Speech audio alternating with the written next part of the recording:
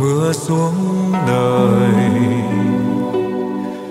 lệ rơi lấp mấy tuổi tôi, mấy tuổi xa người.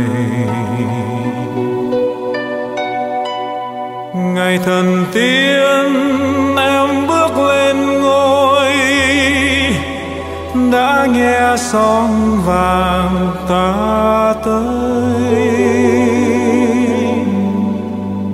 Trầm mình trong hương đốt hơi bay, mong tìm ra phút sum vầy. Có biết đâu niềm vui đã nằm trong thiên tai, những cánh rơi lẻ loi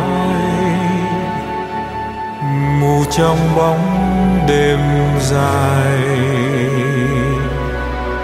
Lời nào em không nói em ơi, tình nào không gian dối. Xin yêu nhau như thời gian làm dòng bão mê say.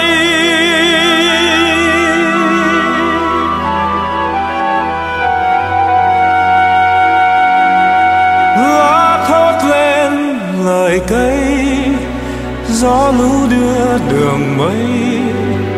Có yêu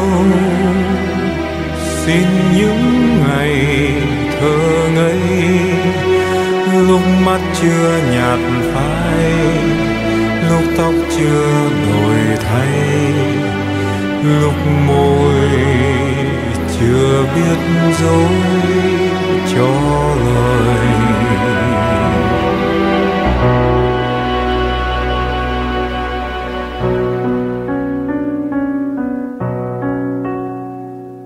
Tình vui trong phút giây thôi, ý sầu nuối suốt đời.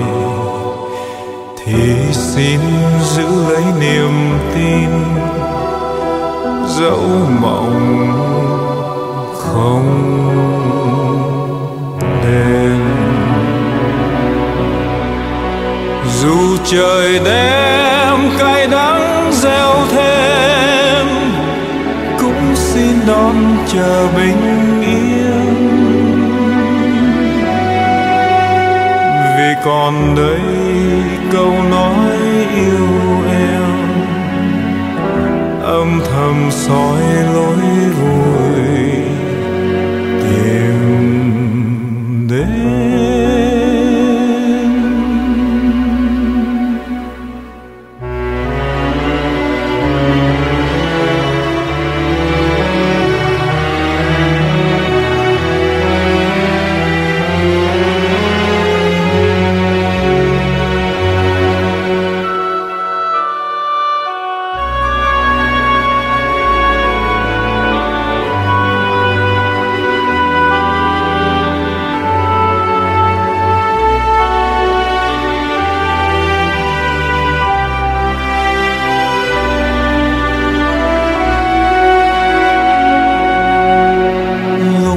Chưa nhạt phai, lúc tóc chưa đổi thay, lúc môi chưa biết dối cho lời.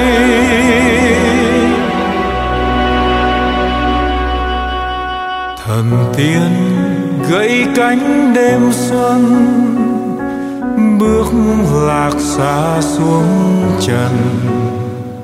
Thành tình nhân đứng giữa trời không, khóc mộng thiên đường. Ngày về quê xa lắm lê thê, chót nghe theo lời u mê.